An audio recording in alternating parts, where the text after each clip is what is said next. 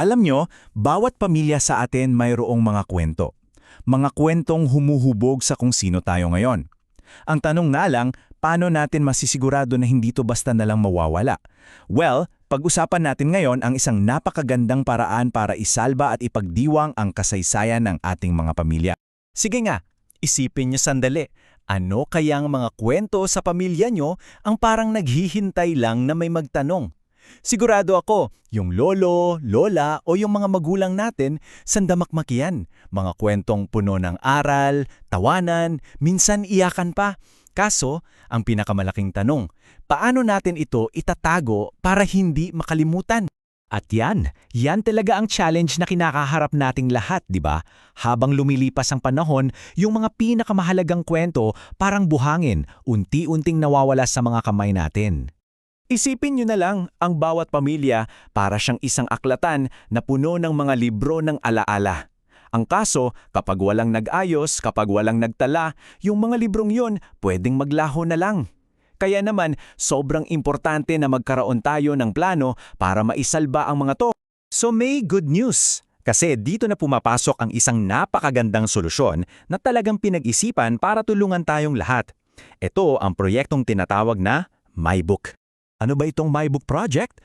Basically, isa siyang workshop, isang programa na ginagabayan ang mga pamilya para yung mga kwento ng kanilang mga nakatatanda maging isang libro, isang MyBook. Isang konkretong pamana na mahahawakan ng mga susunod na henerasyon. At ang ganda sa proyektong to, may dalawang natatanging landas o paths na pwedeng piliin at tahakin ng bawat pamilya, depende sa kung anong bagay sa kanila.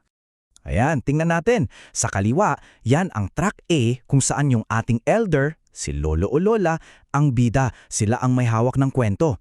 Sa kanan naman, ang track B kung saan buong pamilya, team effort talaga. Magkaiba yung diskarte pero iisa lang ang goal, ang mabuo ang pamana.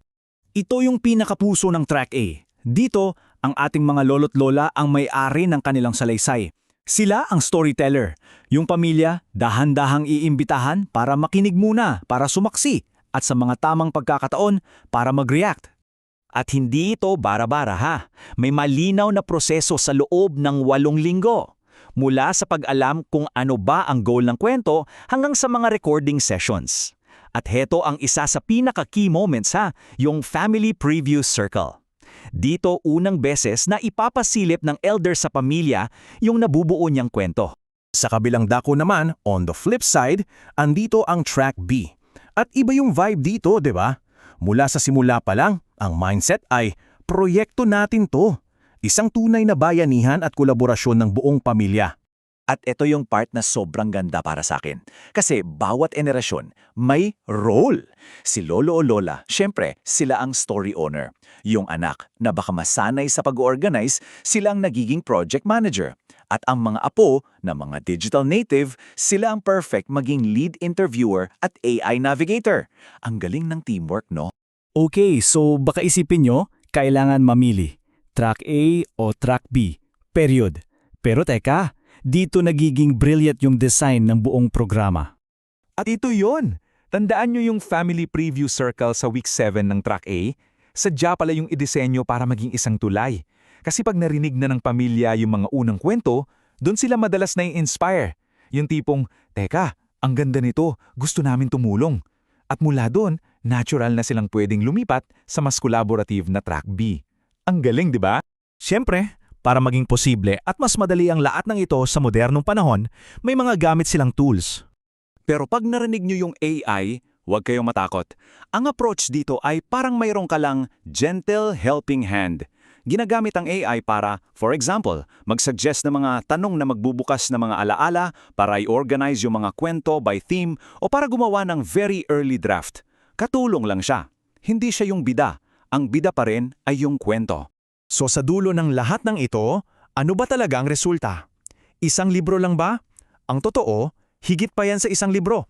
Para sa ating mga elders, grabe ang empowerment. Hindi lang sila nakakagawa ng libro, nabibigyan sila ng boses at kontrol sa sarili nilang kwento.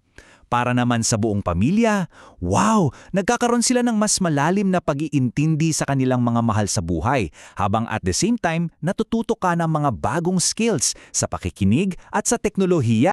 At ito na siguro ang pinakamahalagang punto sa lahat. Ang My Book Project ay hindi lang isang pagbabalik tanaw sa nakaraan.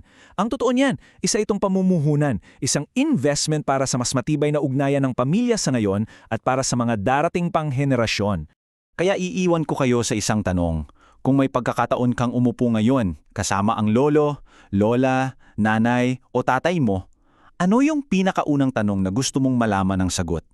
Isipin nyo, dahil baka yan na mismo ang simula ng sarili ninyong My Book.